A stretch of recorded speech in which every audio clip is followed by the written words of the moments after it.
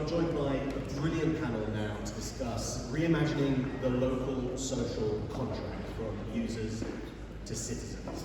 Now, the idea of a social contract might seem to be a purely abstract academic one, but it's actually much more than that.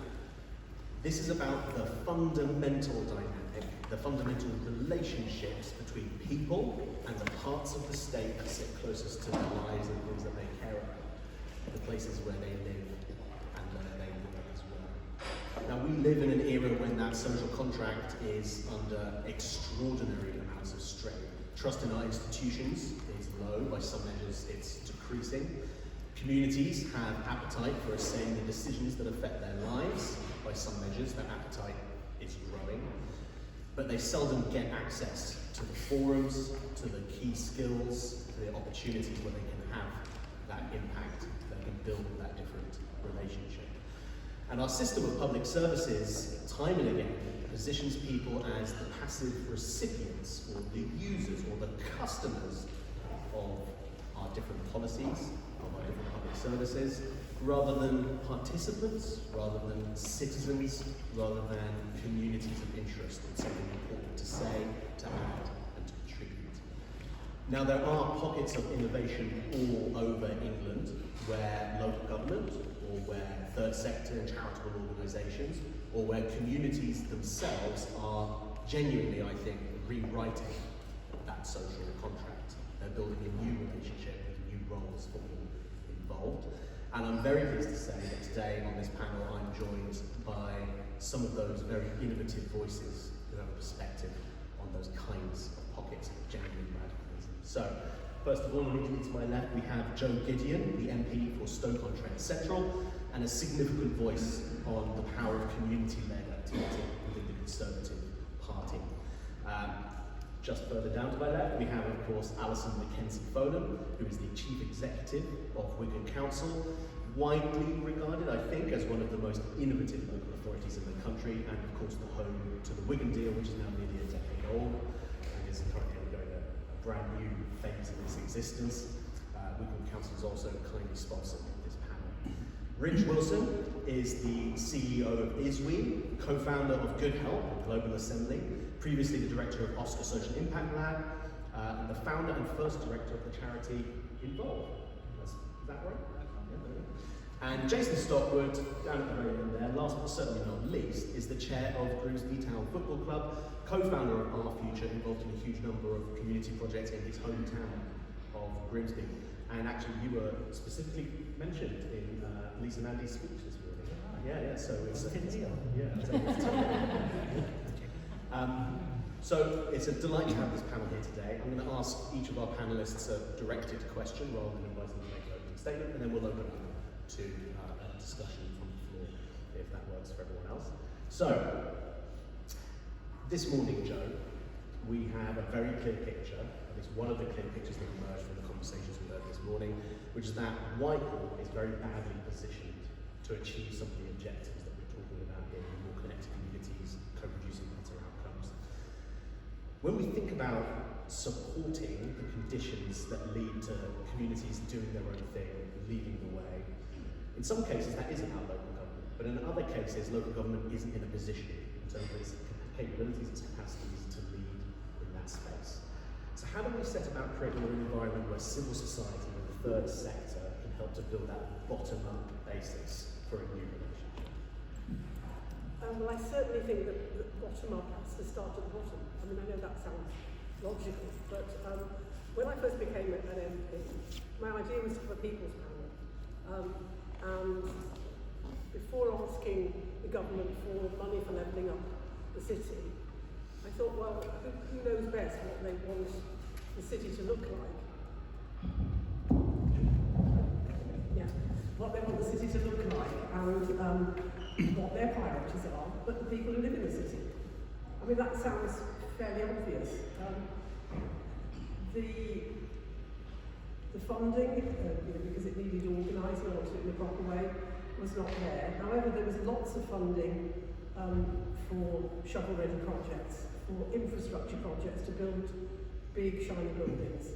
Now, I've got nothing against big, shiny buildings, but if you ask the average person whether they feel level up or not, their answer will be, well, no, because the city centre is still grubby and it doesn't feel safe and the shops are still closing, and so the community's perception of what it feels like to have a bigger slice of the cake, to be levelled up, is different from government's view that if you invest huge amounts of money, that's the answer.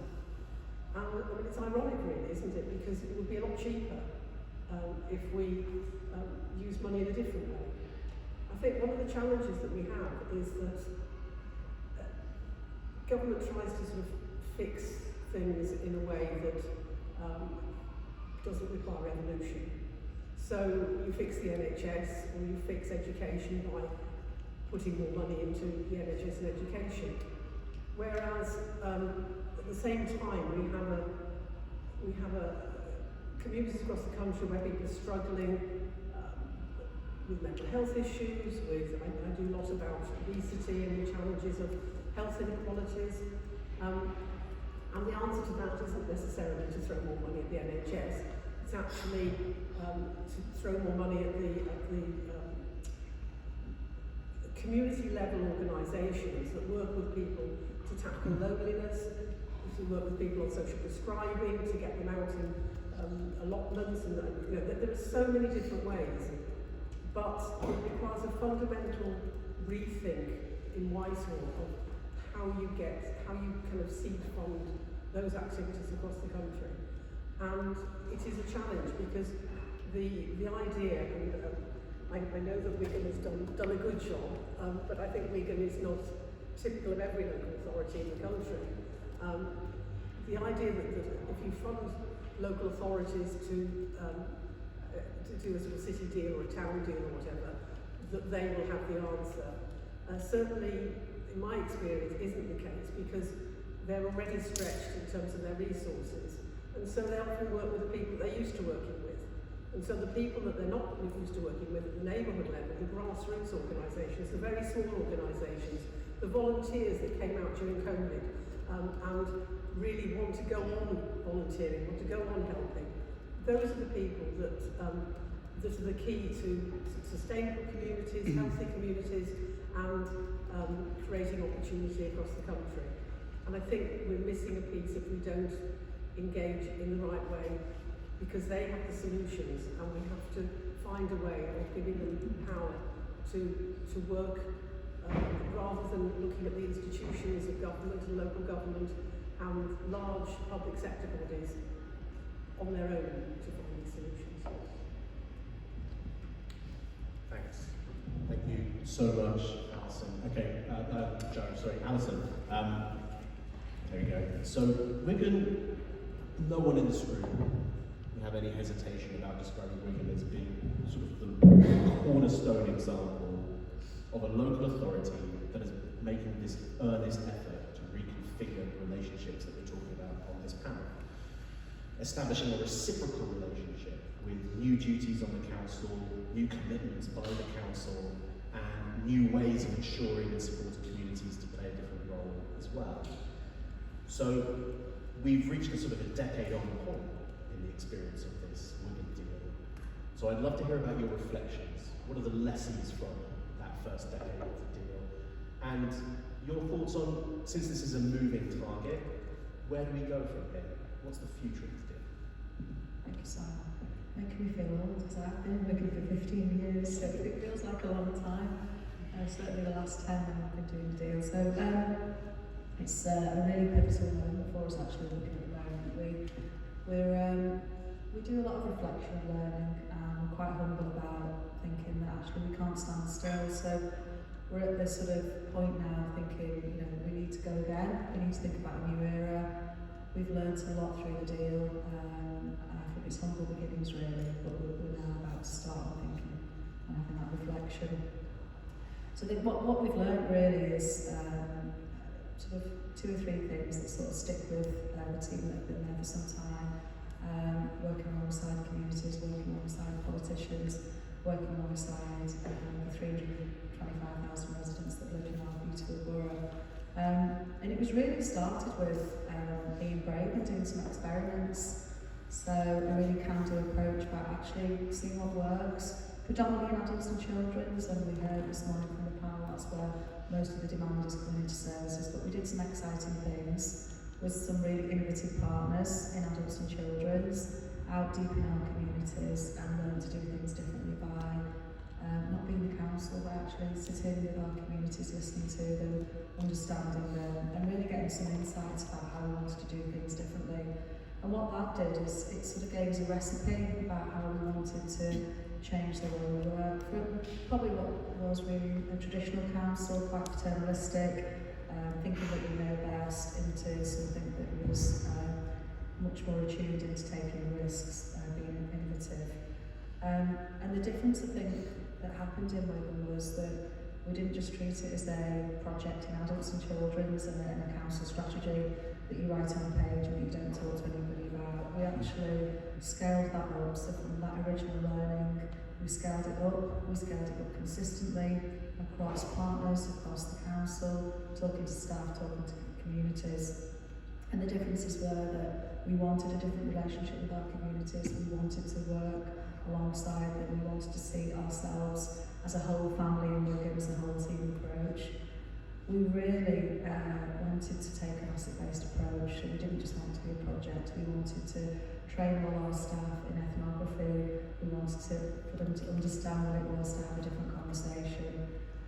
We wanted them to have freedoms and permission to innovate, and doing that in local authorities, I think we said, didn't we, sometimes has been difficult. So, you know, actually saying to staff, you've got the freedom to innovate is quite a powerful thing, because certainly in Wigan, 90% of our staff live in the borough, they're attuned to the borough, it's their community, they care about the place that they live. And then the other thing was really around co-location, so there's no point being sat in a town hall or in an office building. You need to be out there in our neighbourhoods with our communities, so making teams actually set out in their communities, wherever that is, but with partners, so not just council staff. And I think taking that fundamental approach across Wigan has really paid dividends. The biggest thing now has been the longevity, as you said. So we didn't just do it for a couple of years, it didn't start in 2010 and in response to austerity. We've applied it consistently, we talk about it consistently. It's part of who we are, it's part of our DNA in Wigan, and that longevity with partners with ourselves is what we've held on to.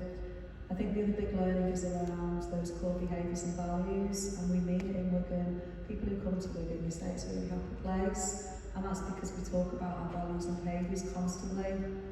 It's about being accountable, it's about being positive, it's about being courageous, and it's about being kind, and that's what we talk about all the time. And it feels like that when you work there, and we feel like that as a team. And when you genuinely give staff permission to innovate, you give communities the permission to innovate. You're not a council who tells people what to do, and you keep applying that and adapting it and talking about it all the time.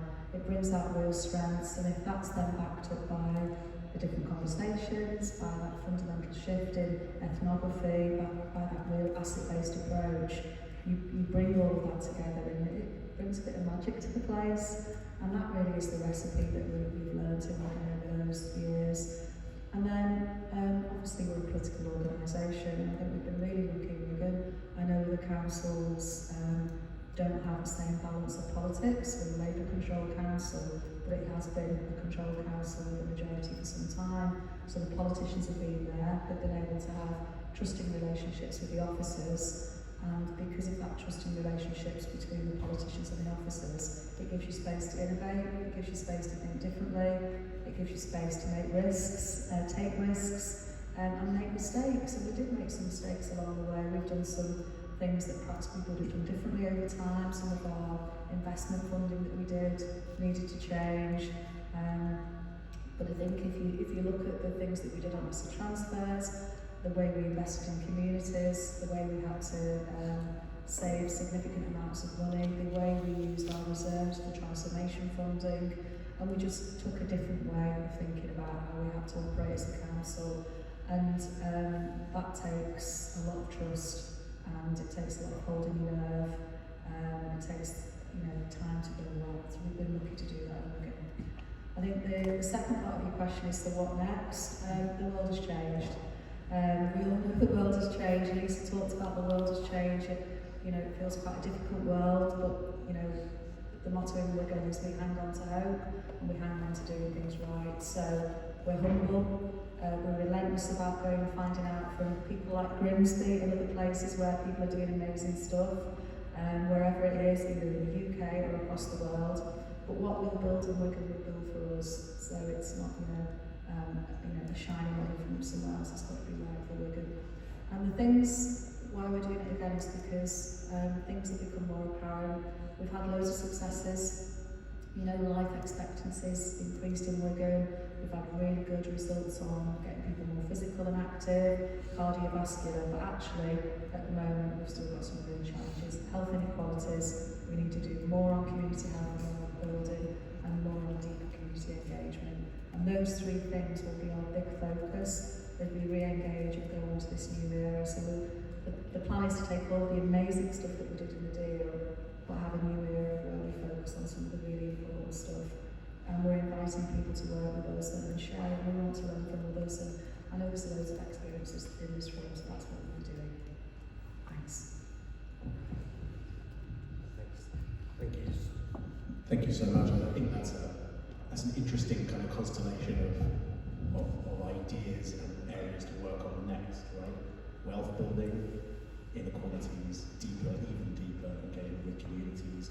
I want to turn to Jason next, if I may. Jason, you've been doing a lot of those things, pioneering different approaches to achieving some of those things in your work in Grimsby. From your entrepreneurial background, you're now doing really challenging stuff in your hometown. So I wanted to ask you two big things. First of all, how has your background, the skills that you need to succeed in the private sector, what it means to build meaningful relationships with customers, what it means to work well within the community and organisation, how's that helped you to do what you're doing now at Grimsby? And secondly, what is the role of identity there? Because obviously this is something that matters to you personally a great deal. How do you build or rebuild that sense of pride? So someone that good afternoon everyone, by the way, thanks for inviting me. So I'll start with the second question, and maybe you can remind me the first one, I might forget it. So I'm from Grimsby originally. I was a council estate kid, classic story in the town, don't know who my dad is, grew up on sort of free school meals and free education, and then two massive strokes of luck in my life, and they weren't luck. I've always been a grafter, but one, I hate saying this to young people, but the last year of free education, university education, so when it was paid for, which is a massive privilege and a massive leg up for people you don't have nowadays. But in the 90s, I actually came to live in Wigan. I went to Bolton Institute. It was the only place that would have me, genuinely. So, but I studied philosophy, and because I was into it, I was interested in it, not because it wasn't vocational. I'd suggest now, for reasons of high tech and AI, the philosophy degree is probably the most important degree you really need. It's up a panel properly. And then the second stroke of luck, I went to London in the 90s, mainly to go to Wigan, ended up staying there for 6 years, and the internet, which was being invented, again, nothing to do with me, but I was curious and I was interested in it, so I ended up getting involved with a business that just became a household name. It was called lastminute.com, that some of the older people remember. And so being in the right place at the right time, having a degree and being curious, but also being from Grimsby, I've always been a grafter, so I started off on the docks when I was 18, and I worked in call centres and factories, and realised I wasn't really cut out for that type of work. Roll forward sort of 25, nearly 30 years, I founded and been involved with a bunch of businesses you would know, so lastminute.com, match.com, some of you might have used that, brought that to the UK, Skyscanner travel company. And so my life is bookended by those two parts of the story, which is being a kid that grew up cold and hungry, but with a lot of love in my house, and then being a capitalist, not a learned capitalist, in that I liked growing, building businesses and making money. But my DNA, my values are socialist, and that's always a popular thing to say. But socialist was more or less, it's a whole other conversation. Socialism is not a good model. But so in 2016, I I was in New York trying to raise money for a business, like almost like a story from a movie. I was on Madison Avenue, looking down towards Central Park, and we had this room full of American private equity and hedge fund guys. And it was the 25th of June, as you might remember, the next day was the day the Brexit result was announced. And they asked me how it was going to go. And I said with utmost confidence that it would never happen. And the reason I said it never happened is because I lived in North London with multicultural international friends and, you know, such a cliche. So when it happened, and I started to think about reconciling my socialism with my capitalism, which I've been trying to do for 20 odd years. I was a trustee of a support system called B Corp, and I've been trying to promote responsible capitalism for my whole career. And so I was really upset by that, actually. Part of it was just being out of touch with where I was from, even though I go back a dozen times a year, my family's there, my mum's there, my brother's there. And so I started to think about trying to understand the diagnosis of why we've ended up with our politics and why we've ended up. And so I got offered a place at Oxford University, which is ridiculous considering I left school with no qualifications. And so I spent 2 years at the development school of government trying to understand the diagnosis of why we've ended up here. And I think that's a much larger conversation. I think we understand why we've ended up with our politics and the failure of globalisation on a national level, not on an international level. Capitalism has worked really well on the international stage, which failed in Western advanced democracies. And it's left places behind, and there's no other way of saying it. And so, having worked out the academic reasons for it, I started just to look into my soul a little bit and say, well, how can I be useful in some of the remedies? And so, part of the philosophical underpinning was that capitalism worked because we were tethered by civic institutions, whether that was the church or unions or social group or whatever. This is the work of Robert Putnam, by the way, the philosopher. And those things have been eroded, and that's why the free market neoliberalism is running wild. Capital will just go and search out high returns with no regard for labour. And that's neoliberal criticism, not Marxism. And those institutions are the things that create a common life for us. And the things that create a common life is the things that make it worth being human. It's about relationships, it's about shared experience, it's about, and this goes right into the work of Aristotle and, you know, subsidiarity of the Catholic Church as well, not religious, but we know these things, we've known them, we've forgotten them. And so on a deeply personal level, I just want to go and find connections to people again. And Grimsby's always been part of my identity. Wherever I've gone in the world at 4:45 on a Saturday, there's only one place my mind goes, and that's football results for Grimsby Town. So I realised I'm in a privileged position that I could maybe think about how you physically rebuild institutions, but in the service of a new narrative for a town that, quite frankly, like many towns in the UK and in the West, the narrative tilts backwards towards the past and to post-industrial decline. We just need a new story, right? We need a new story of connection and love and compassion and economic vitality, all those things as well. And it starts on rebuilding a common life and shared experiences through institutions. And so I'm massively aware about that. Everyone has the good fortune to buy a football club. But it's an awful, by the way, I'm a professional investor now for a living. The worst decision I've ever made in my life buying a football club. It's not, you know, someone's trying to create 30 years of rigor of how I invest. I basically just popped that line through that and said, right, all the reasons for not doing it. But if you believe that, I do believe this, I've got a column in The Guardian where I've written like 20 articles now, but I don't think there are any civic institutions that are as historically potent and potentially as potent for our society today as football clubs. Football clubs not in how they become toxic, masculine, like in terms of places that are our identity, that are inclusive, clubs, there are a lot of good clubs that are doing that. But I think as the fulcrum for our identity as a community, beyond actually what happens on Saturday, there's nothing more potent and powerful. There's a lot of good clubs starting to do this, we've done this work historically. It's also a really good metaphor for everything that's wrong with capitalism, by the way. When you look at the Super League and international institutions are just trying to buy them as assets, but that's maybe not done. So the day six, so we're rebuilding the football club. First day 2 years ago, we did two things that I thought were just obvious, but seemed to be remarkable, which is we hired the first female CEO in the club's history. We appointed the first two female directors in the club's 144-year history. And we've gone to reinvigorate the strategy, which is about, we're trying to become the world's first professional sports team that's B Corp. And B Corp is a triple bottom line, so we have to respect our shareholders. Fortunately, that's me and my partner. but we have to respect the environment and the community. And we're going to put a statute, we'll change the articles of the organisation to do that. We're campaigning, I think football clubs should do that anyway. And then we're building alongside Youth Zone, which there's a great one in Wigan, which is an inspiration. We're trying to build an institution for the future, which is for the children in the community, or young people in the community, to have a place to go, someone to talk to, and something to do, because that's been decimated in 20 years. So common life for the kids in the town and young people in the town.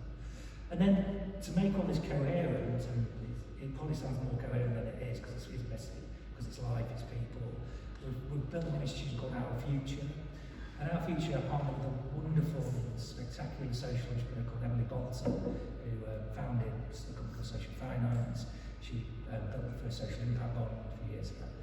And we realised that there's no holding institution that isn't competing for funds with individual organisations in the town, but it's also trying to convene everyone to tell a common story about what do we want for the place that we love. Convening people that are there today and people that have left and want to reconnect. The second part is we're trying to do a bunch of projects around social housing in the town, because let's face it, we have all this talk about economic growth, we have all this talk about societal benefit, people haven't got good homes to live in and security there.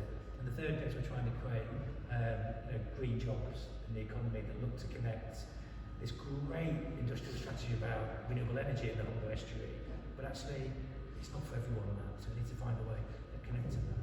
Most importantly, we're trying to do it in a data-led way. I'm talking to government today, I'm talking to the Labour Party and the Lib Dems about, we're doing it from a data-led way, so if it works in Grimsby, it's a beautiful thing in Grimsby, and that'll be partly a failure, because there's so many towns in the world before that need this stuff, so we're saying, how can we do this in a data-led way that respects the sort of connectivity and the relationship and the capacity building we're trying to do, but also recognise that it needs to scale, because if it doesn't scale, it's going to have problems.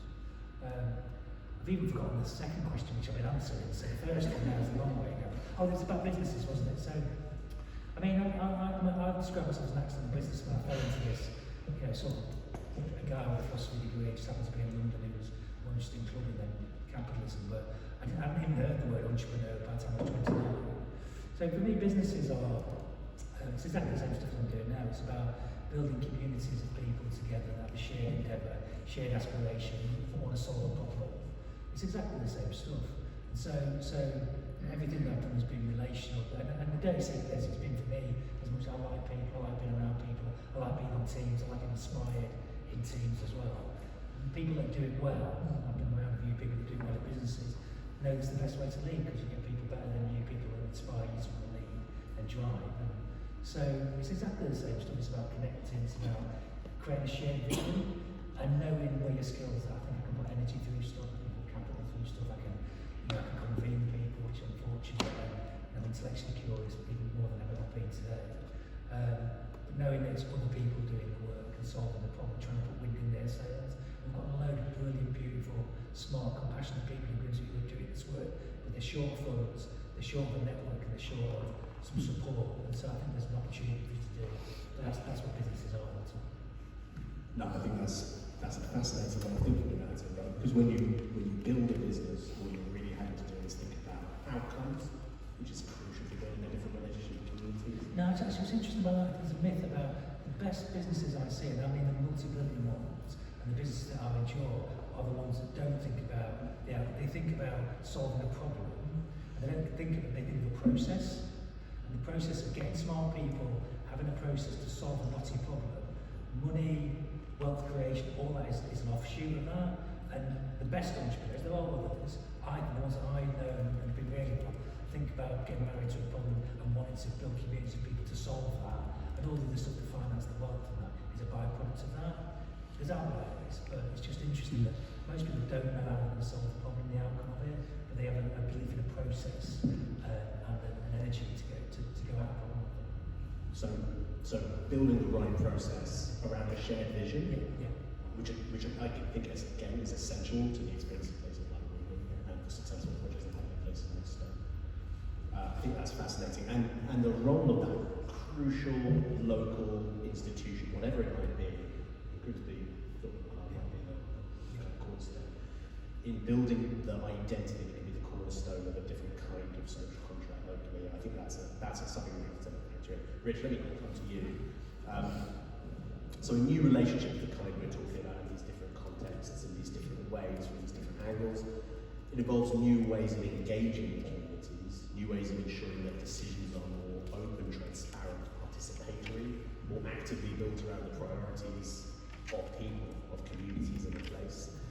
But how can that participation and involvement be done well? I think that's something your experience can speak to very directly. And how can that be brought into ensuring that public services are good rather than adequate? Yeah, thanks. So just I can't help being in this conference today. Think about. So I was pretty involved with the kind of the Brown governments and the start of the Cameron government stuff, writing the policy, Empowerment White Paper, Community Development, New Deal, all this gunk you've heard about in this space over the years. And I just can't help think about in terms of how the world is really very different now in terms of the practice insofar as the acuteness of the crisis we face now is so much higher. It is so much higher. And when I think about who I want to work with now, so my organisation works around the world, helping build people-powered infrastructure, so citizens' assemblies, people-powered services, or people-powered politicians in different parts of the world. I've just come back from Armenia, where to give an illustration of what's possible, Armenia lost 1/3 of its territory 18 months ago. I think we're in crisis. Their existence as a country is like quite literally, like it's an official policy of the Turkish state to try and reduce the size of Armenia. You know, it's only 3.5 million people. I'm Welsh, I'm from Wrexham, a place that in my opinion is suffering from the wrong kinds of investment to football clubs. I can't get tickets anymore. That's a whole bigger conversation. I know many of my family don't agree with me. That's what we talk about when we meet up. What we were doing in Armenia in March, we were building a permanent citizens' assembly for the country because their government cannot govern. You know, and philanthropists from around the world, the guy who founded Moderna was at this event, they're giving money to the citizens' assembly to implement things like schools and services because the government can't do it. And what we're noticing around the world is basically people stepping up and building this new civic infrastructure, so both to sometimes replace instead of the state. In Armenia, they're doing it instead of the state. In other countries, it's a challenge and competition to the state. So, like in this country, it's more like complements to the state. And I can't help but look at that and think of that. Did anyone look at the diagram on the way in today, the battle for democracy? I think it started with the English Revolution, like the 1918 and 1948 representation of the people. Did anyone see that? Before you leave, who did see it? Put your hands up. Who didn't see it? Almost everyone else. Honestly, take a picture of it and take a look at it, because the reason it's brilliant is it illustrates how long it takes for the transfer of power to happen. Like, there has never been an example of substantial transfer of the power from a state without people dying. This is what it has taken. There needs to be no disillusion around that. That's what's around the world. And in this country as well, in any substantial way that would be commensurate with the challenge that we're facing. I'm not suggesting we all join Just Stop Oil or we superman ourselves to the wall here. I'm not saying we do any of that. I'm not going to do any of that. I'm going to catch my train and go straight home and have a nice cup of tea. But I'm just trying for us to face the reality of where we are. And I couldn't help but think about the conversation earlier, like Lex and all this kind of stuff that we all know about. I'm a complete community engagement geek myself. I can have that chat if you want to, but now is not a time for the small. It's not a time for the small, it's a time for the big. And frankly, if you're not interested in the big, please don't take my contact details. I don't want to work with you. If you're interested in the big and significant change, get my details, let's have a conversation. And one of the other things we're working on at the moment is I'm working on creating a global citizens assembly. We work with the UN, we launched last year, it's running at the moment. And the people we're working with to do that are the bureaucrats inside the UN. The bureaucrats inside the UN Foundation. You might think these people are going to be really boring, but they're not. They're like the people in this panel. And I'm noticing that the people I want to work with today are not necessarily NGOs or activists or people who might look like a blue, purple haircut. One of my friends, she sits on the General Synod, like probably don't make this public. She sits on the General Synod of the Church of England. She's a wonderful woman. She looks incredibly radical. but she's really not. I better write me and I think, come on, step up, be a bit more radical. But she's in that post because she looks radical, but she isn't radical. And it's people who are radical, not what they look like, that I think is most interesting right now. So I just want to talk about three things I think may be interesting in terms of things that we're working on practically. So there are three movements, and I think maybe more actually, but at least three people power movements in the UK that are happening both inside and outside of government. One is this thing called citizens' assemblies, which really has been going for at least 40 or 50 years. It's not a new idea. It's a relatively new term, because the one in Ireland got fashionable, but it's been going on for ages. But the most interesting way to think about these things is as experiments in new governance chambers. And the best ones are not the ones that seek to kind of make recommendations to kind of politicians or councillors.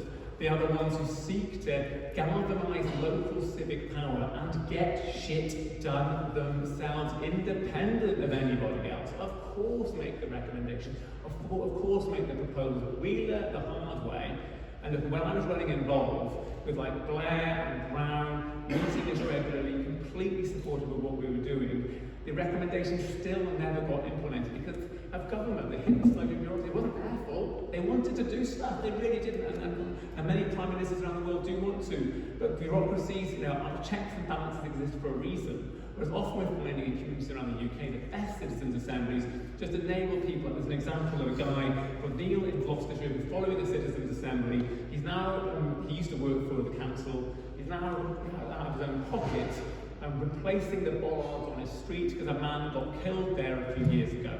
So he's now doing that as a consequence, because he's kind of allowed to do that. The other one is people powered public service. So in Rochdale, part of GM, of course, driven by a woman called Helen Chickott. Is anyone here who's in touch with the guys in Rochdale at all? I mean, it should, hopefully it'll become the next Wigan or another thing like Wigan. What they've done in the pandemic is just completely extraordinary in terms of kind of good health public services. They've completely redesigned social care, prevention, addiction services, in all kinds of ways, around this idea of good versus bad health. And good health is what builds people's self or collective efficacy into your agency.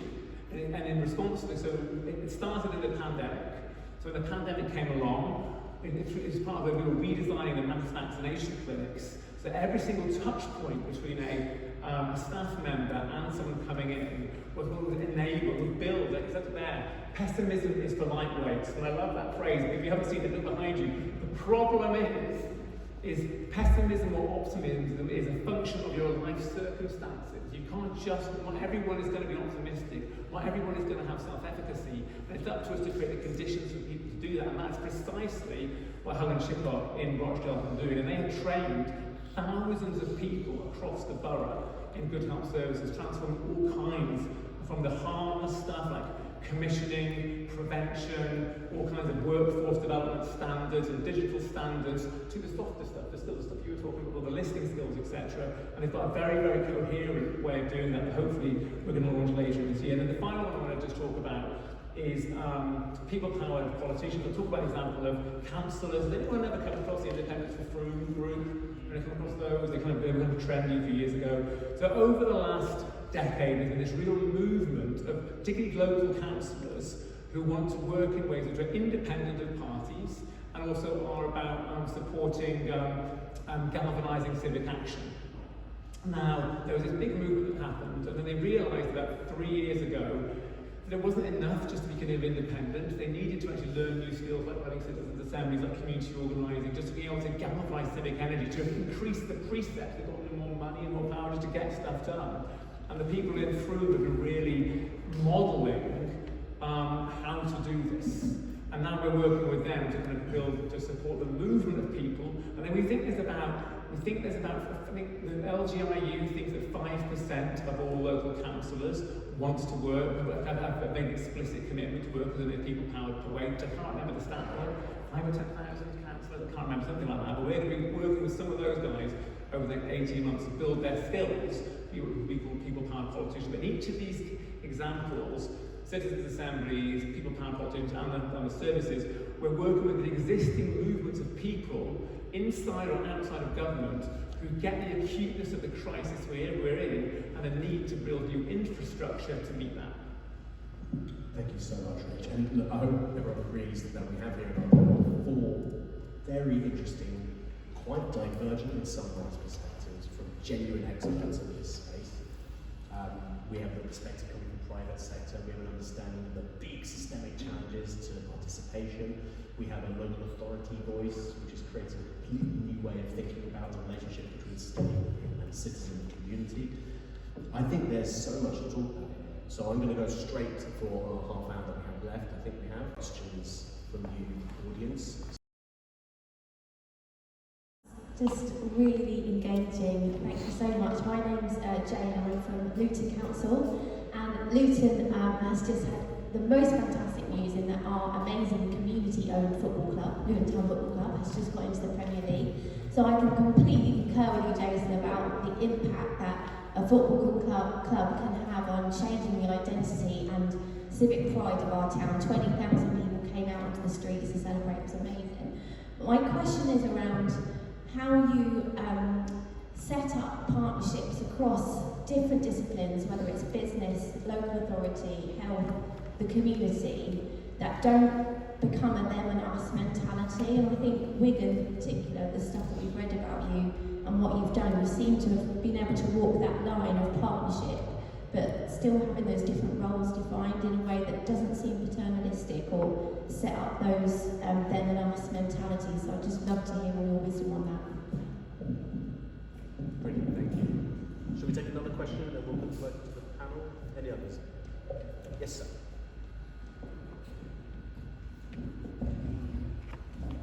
Thank you. Jack Newman at the University of Manchester. Yeah, lots of really interesting stuff on this panel, fascinating. A question that links to the earlier panel, which is there seems to be a bit of a split of opinion here between a view that what government needs to do is hand over some resources, hand over some control, and basically get out of the way, or whether local government and government more generally is the kind of driving force and the skeleton or heart or core of this change that people kind of have talked about. So yeah, what's the role of government in this? Is it to get out of the way, or is it as the driving force? Really good question. Jason, did you want to come in? Yeah, I'm going to come in on the Luton battle, and Luton are inspirations with some. Not only did we knock them out the FA Cup this year, you might remember, but I got to meet Gary Iswe, who's the CEO, and chat to Gary a lot about their model. You know, what they've done is an inspiration because they've done it in a measured and a thoughtful way with a plan, and they haven't broken the bank. So there's so much about what they're doing, and it just shows you actually works in our 10-year plan a lot. We're taking from people like Luton, so you're very fortunate to have the club in hands that it is, because it's an amazing storyline and shows what is possible against the rubber sort of capitalism. On the partnership stuff, so I mean, again, I hate to give the impression that this is solved or this is a perfect model for us, but one of the things we've done is we've made sure that we're trying to convene the whole community. So we put out an open shout when I started doing this a couple of years ago, which was really about, look, we're going to have some events where we're just going to come and meet and talk about what the town wants. And you know, I'm really keen to follow up with this about like the next thing we've got, hired a full-time community organiser, and we're going to convene that next year with an idea that you flip it into, you know, a deliberative democracy process where everyone wants to participate and decide what they want to use that power for. But it was dead simple, right? And it was simple with hindsight that what we saw as an observation, and both being from the town and living in the town but being slightly impartial, was there was definitely an adversarial relationship being set up between local government and other people that cared about the communities in their own way. And so we met as people, and it sounds really clear, but we started to have events that we made sure that, and again this will sound deep, it's really important, is that we try and make it fun. When we meet, we don't meet in a crap boardroom with weak tea or a couple of biscuits on the table. We meet in bars and put on musicians, and we say, look, meet them. People talk about their stories, but they're there and it's a social thing where we talk and get to know each other, hear each other's stories. And it's about making it like you would want your life to live in a way that's interesting. Events that people want to turn up to, around football or around musicians or something. We'll have the bit around the heavy lifting, which is what's the projects that are quite deep and scarring for our community. But then it's recognising that the only way that we'll solve them is a collective. And one of the best bits of feedback I got was I don't think the most, but I'll just say some of the execs from our council. And And they turn up as people that live in the community, as citizens, that kids go to the schools and participate in the conversations as equals, rather than being seen. I can talk about North East Links as the gatekeepers of money. The gatekeepers are no's often because they're on statutory services where they haven't got money meters, they want to. And so there's just got some feedback from 3 execs going, it's the first time in 2 years we come and we meet our citizens, and everyone's got their roles. And because the events are set out that way, we don't have panels like this where people sit up on a stage behind a desk pontificating and throwing off knowledge. We have sessions where people are talking, but they're round tables. So no one's got the answer to this stuff, is the truth, right? So I think acknowledging that and making it, and that's not a dig by the way, but I'm a setup, so I know some of that. But there is something about being sat up here behind a desk looking like you've got the answers when none of us have. And so I think acknowledging the dynamics and the fact that we come all caring about wanting to change the trajectory of the town, but allowing people to both meet in their professional capacity, but actually recognising that behind some of those no's sometimes are people who would love to be saying yes. I think just trying to rebuild that solidarity. I mean, you might know John Alexander, John's book on citizenship is brilliant about this. We've set up a consumer relationship with government, where we expected it in many ways to solve problems, rather than seeing it as a relationship, rather than bottom up and top down. They're two sides of the same coin. You need industrial strategy. Second question. You need centralised power of government, big thinking, big capital raises as well. We all need to meet our citizens and decide what's right for us in our communities. So I think the answer to the second question is it's both. Government has a role to play in central scale resources, and I meet often great people in national government, but local people need to step into that as partners and find a democratic way of reinvigorating what we want for ourselves in communities, and making sure that is a conversation, it's two sides of the same coin, rather than looking up with a begging bowl saying come and help us and solve this for us, which I think has been the distortion that we've all participated in quite a lot. Let me bring in Alison on that, because I think it's a fascinating question. This idea that local government has to walk a really difficult line when it's trying to be radical and innovative in this space, of holding the pen, orchestrating things, but also knowing how to get out of the way and create the space for things to happen spontaneously. How do you navigate that? I'll come to that in a minute, but I just want to pick up on the football thing because I think it's really important actually, and maybe we can learn from Jason and from Luton. So Lisa was here this morning, we're about to potentially lose our Wigan Athletic Football Club again. It was in administration 2 years ago. We are currently, I'm off to meetings with Lisa this afternoon trying to do our best in the background very quietly. But what Jason said, football clubs, sports clubs, all of those places are the heart of our communities. In particular, Wigan Football Club as Community Trust does some absolutely amazing things. It changes people's lives. But we've got grassroots clubs exceeding probably 500 of them, and every day they're touching somebody. Ramp that up away from community organisations into arts organisations, into cultural organisations. All of those people are doing absolutely wonderful, amazing things. And that's why we've got to carry on doing what's the conversation. So in answer to your question about the partnerships, it's actually how do you do that in a much more progressive approach. And it is a conversation, it's like Jason said, it's not a set piece, it's not going out as councils or as officers in some sort of partnership forums, it's actually getting to know people over a long time, getting to know who the real great players are in the community, getting to know the people who live in the different wards, is getting to know people and really understanding them.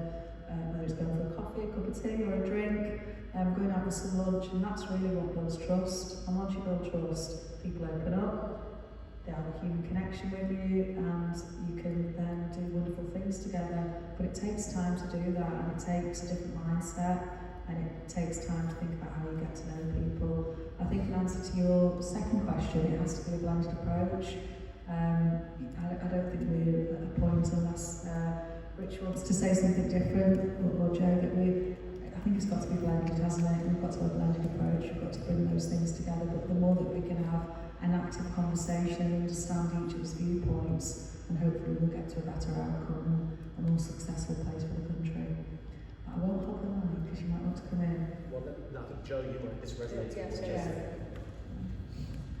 Thank you. Yes, can I go to football clubs as well? As Stoke's got to.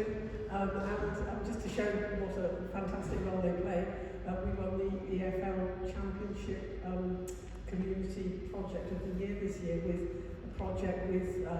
an orthodontist from the hospital taking dental hygiene and the message about Tuesday out to 11,000 children in schools across Stoke. We've got some of the worst dental health in the country. And when your favourite footballer comes and says you've got to brush your teeth, it's a different sort of message when your local politician, your local councillor says the same. So massively important. So to your point, I see my role as an MP as being a convener, and one of the challenges that I had to make in the early days was I find myself in the room of third sector organisations or business organisations, and they talk about a theme that actually affected either the community or employers. And I'd say, well, isn't somebody missing in the room? To which, I said, well, we try to engage with ex-business and they weren't very friendly or whatever. So the challenge is to challenge that sort of silo thinking. We have silo thinking in Westminster, we have to stop silo thinking locally. And so my experience with the local authority, although extremely well intentioned, was that they created a prospectus for Stoke based on what they thought the city needed, on sort of a very good prospectus, but then they consulted on it after they published it, and they set up the community forum basically to sort of endorse what they'd already decided, and that's definitely not the way to involve the community and give the community ownership of that. But I do think that it has to be a combination of strategic planning of things like transport. It's quite difficult to do at a community-based level, but the community-based level has to be in the conversation about the design. So it's actually making sure that the voices are there all the time, but the actual strategic funding will probably have to come from the central pot. But having said that, we've got 31 million for the bus improvement fund. At the same time, the private bus companies were cutting services because it wasn't commercially viable for certain routes. And you go, hang on a minute, this is totally illogical that we've got lots of money from government to improve the bus services, and yet the community sees that the bus services are being cut. That makes no sense whatsoever. So this kind of joined up thinking, I think, is really important, and to give ownership of what your community needs to look like at every level, from neighbourhood up to town, city, region, is important. I'm not sure what structures you need. In Stoke, I said, well, Alison, you said something about the council can't sort of make the decision from the council centre, it actually has to go out to the communities. It's that piece of, yes, you have to go out to the communities, but also you have to involve the business community, you have to involve diaspora, massively important. Stoke has a huge number of people that love the city but no longer live there and want to contribute financially. So how you engage with people who've left and really want to contribute, I think, is a massively important element. So, government, local government, diaspora, the community itself, the business community included, how you convene all that is a model that we haven't yet designed, I think. And the model you just referred to a second ago of a council doing strategy, then consulting about it, is a familiar one. Rich, there has to be a better way of bringing communities into design and decision. Yes, we all have we have lots of brilliant people doing it that exist in Wigan and many other places. But one thing I wanted to zero in on was this point around this kind of false dichotomy between local authority being right, what we said that we've led it, right. But I want to say something else which is a bit more profound, just to kind of name, just point out elephants in rooms here. So how many people do we know, colleagues, in even the best local authorities or institutions or politicians themselves, who are fundamentally trapped by the system? We have to acknowledge this as a reality. I am a member of one of the UK's major political parties, I am. It's a different one from you, but I'm not a very sectarian person. I'm in it because I just am from a legacy issue. But my party is far too sectarian, and the sectarian nature of it is a fundamental problem to the crisis we face. And the reason I mention this is because what we need is everyone to have more power. The councillors, and they need to be paid at least quadruple as, say, a local council level. It's an absurdity to pay them £5 or £6 grand. It is one of the most important and the most difficult jobs. It's like a way more difficult, in my opinion, than being like an orthopaedic surgeon. Like a way more difficult. And my family for orthopaedic surgeons, so like a way harder to do that. Pay them more and pay them less. That's a different conversation. We're going to move this over the road. And I think there's all of these places along the road, be it the politicians, the officers, the people in the community. Basically, we all need to recognise the constrained nature of where we're operating and try and create pathways and ways of working that are liberating. And certainly what's been remarkable, to use the Rochdale example again, is the way that this, and Helen Chicot, put people in touch with their public service. They've created a whole new ways of working, particularly in the cost of living and the COVID crisis, and they were liberated. There's a liberating moment in crisis to enable them to be in touch with public service and not in the kind of transaction. I know it's hard. I know how hard it is working inside the system. I really get it. But I just think this point of attempting to liberate across the system, and as soon as we set up these false dichotomies, we're kind of ignoring the fundamental challenges we've really got. I think that's really helpful. Let's get a couple more questions in. Any takers? In a moment, we're going to ask the panel, just giving some forewarning, to think of if there's one big lesson they'd like people to come away with. So just get the recaps on that back to contribute to the next set of questions. Yes. I realise I'm in an event for a think tank, and so apologies in advance. But this fantastic panel talks a lot about the power of convening method and process and identifying the problem and finding a passion for people to solve it. But what actually, and the point being, not measuring or determining before you actually start in doing. So if that's right, and we do together, and then we evaluate, I've still got the worry that I don't know, other than perhaps who's connected with who and the power of that initial relationship. What are we actually measuring when we do start to evaluate? Is there a metric that's best in order to align to this kind of way of thinking and doing? That's interesting, because sometimes the way we plan to measure things can be an obstacle to a more open conversation about what the priorities should be. I think that's the kind of the spirit here. Yeah, that's a fascinating question, by the way. I've been thinking a bit about it the last couple of years. I think before you answer the question, and again, I'm massively aware of my privilege in this situation, where I sit in a stage of life I'm at and where I look. But if I do think about the system that I've been trapped in the last few years, is a system that we've chosen, the system of capitalism and the outputs of capitalism. We chose that from the sort of 50s onwards, really dug into it in the 70s and 80s. But it is a choice. I think I've forgotten that a little bit, that our political systems are systems of the way we live. So I've been thinking about, and might expect from some of the philosophy degree about, what's it all in service of? I've sort of forgotten about that as well. So for me, the measure would be well-being. It's really hard how you measure well-being. I think economic output and all that stuff is an input into it. So we're working with Programme Economics to try and think of a measure for this stuff and trying to work with people on the board that Living Up, commission and stuff. I personally put a flag in the ground for well-being in some, and that's a whole other conversation, as you probably know by the way you asked it, about how you measure that. But there's something about human flourishing. All these systems have to serve our flourishing, serve our I'm loath to say it, but happiness and our connections and our relationships. And we've kind of lost sight of that. The economic model that we've got doesn't care about that. It literally does not care about the outputs of people.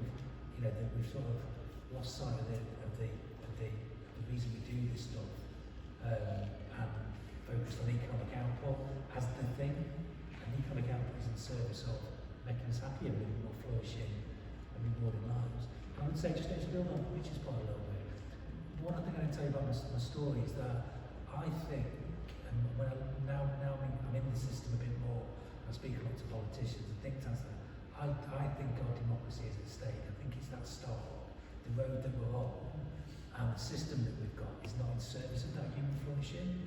And I think the inequality we're seeing in society is a result of that.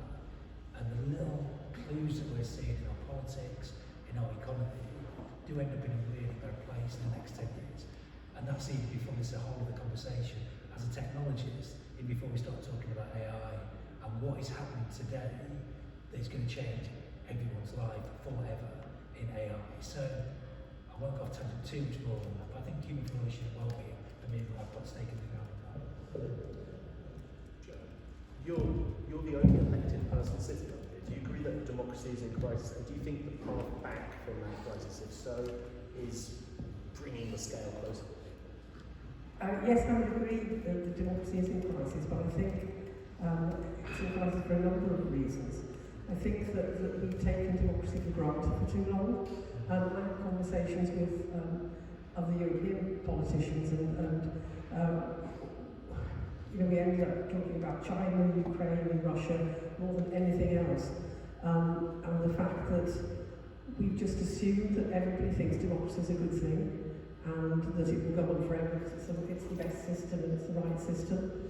And I think that level of complacency, quite frankly, has meant that there's been space for other people to come in with a narrative of we know that that China and Russia have funded things in Africa in order to get a foothold, and there are lots of sort of challenging geopolitical things that we face, but at the same time people's everyday experiences is their energy bills are higher, they're not sure if they can afford food, all of these things that where people will ask, well, is our system a good system where people really can't make ends meet and they can't get housing and lots of things. So I do think that it is a challenge. To Jenny's question over there, I would say social impact is something that we absolutely need to be measuring.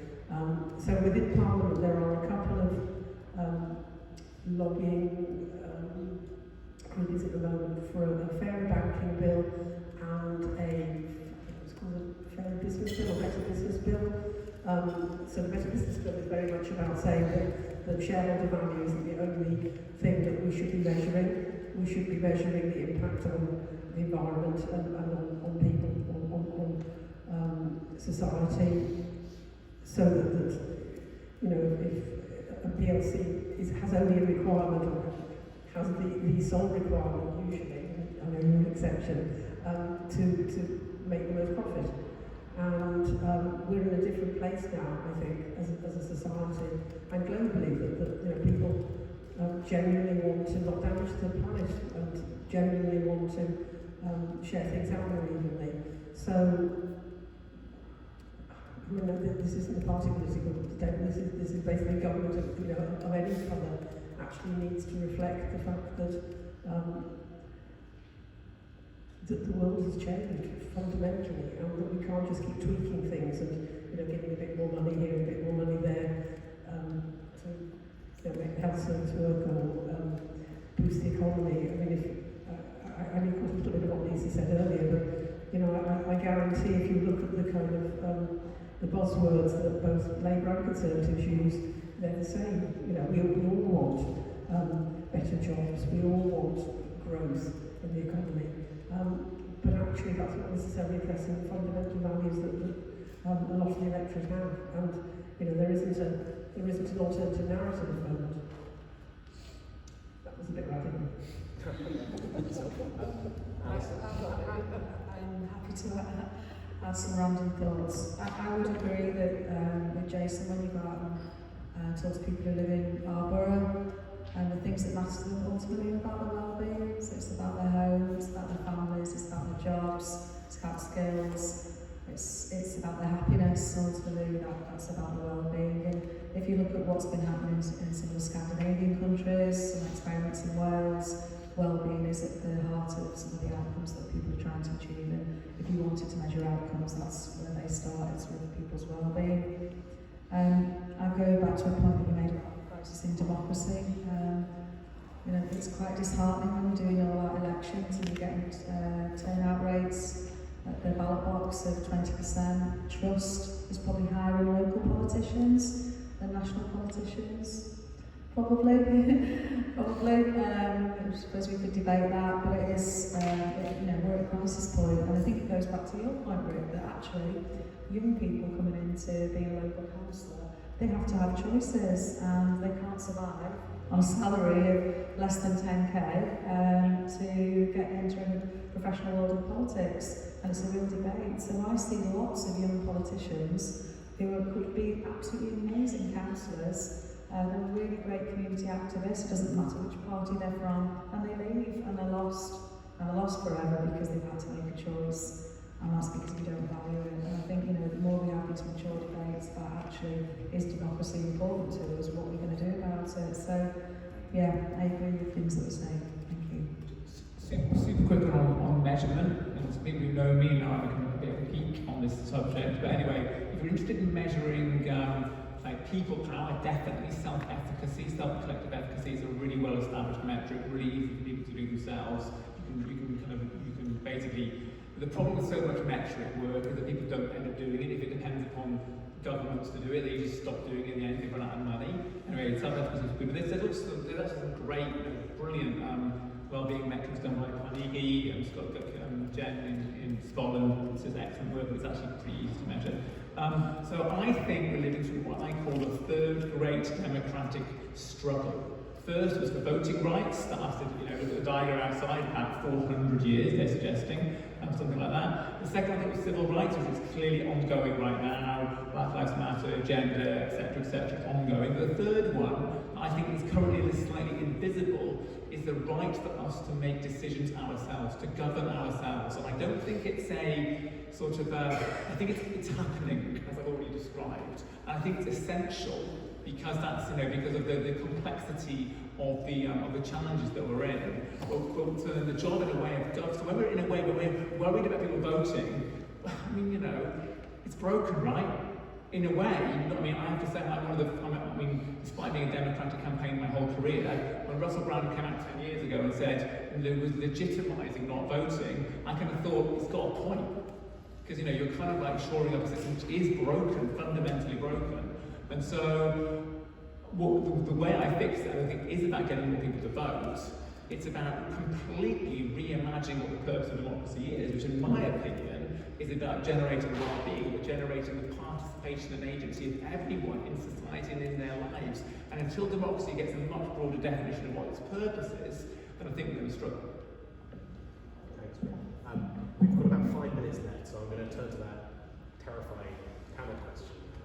Thinking about that core relationship, the local social contract, and how to reimagine it. What's the big message, Joe? What's the big message that you'd like people to take away? Stop doing races. All right, Jason, are you ready to go?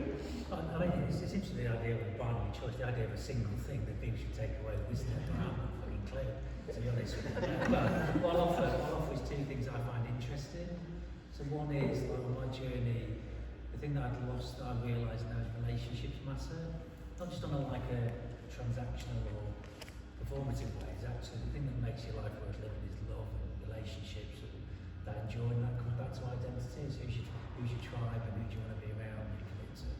And I think being trapped in that system a little bit, it worked really well for me and I worked well in it, But actually the things that I've enjoyed at post 50 are relationships, and I'm really big. All this work I'm doing, again, the dirty secret has been so rewarding for me. Like spending time with people and really connecting again, which is really ritual. The second thing is I've advise is follow on Rich's way. I'm going to be listening to what he's saying, and I just think this stuff about democracy. I also like the writing of John Yates, I think it was called Faction, is that the book, or about all this stuff around democracy. I learned a lot from reading that. And the third thing I'd say to anyone and everyone in this room and everyone that you know outside this room is start playing with AI and ChatGPT. It's going to change everything. It's bigger than the internet. I've watched the internet for 25 years. Play with it. My kids do their homework on it and hand it in. My kids don't do their homework in the way they did 6 months ago. It's going to transform every part of everything we do. So go and play with it. Find an afternoon to look about with it. It's called ChatGPT. These large language models and the systems have just silently transformed everything that we do.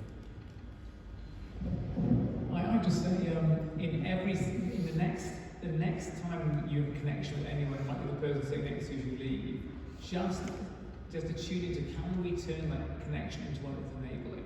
The one that is kind of about growth, the one that is about, you know, supporting them, to forget about whatever you want to say. And I'm saying this to you, but I'm saying this to me, right? Is as opposed to trying to get one's ideas out there, just to really meet them where they are and support them, lift, engage, rise up. And I just think in those tiny little interchanges, 2 of those a day, they change thousands a year.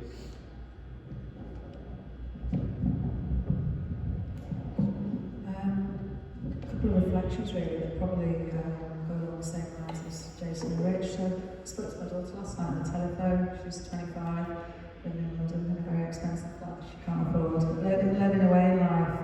And she said to me, Mum, I had this great conversation last night with a guy that had a really difficult, what she thought was difficult relationship with at work. And she said, we went to the pub.